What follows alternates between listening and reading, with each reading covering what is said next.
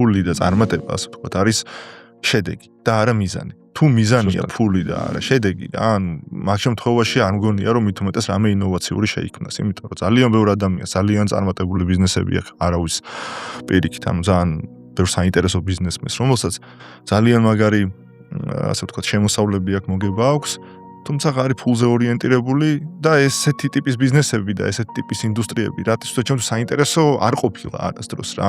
ამას გულისხმობ, თორე რა თქმა უნდა, ნორმალური ცხოვრება და რაღაცა მინიმალური მოთხოვნების დაკმაყოფილება ყველა ადამიანს სურს და ეგ ეხლა რაღაცა ის მეცენატები, რა თქმა უნდა, არ ვართ ბიზნეს ვაკეთებ და ორგანიზაციას ვქმნით, ხო?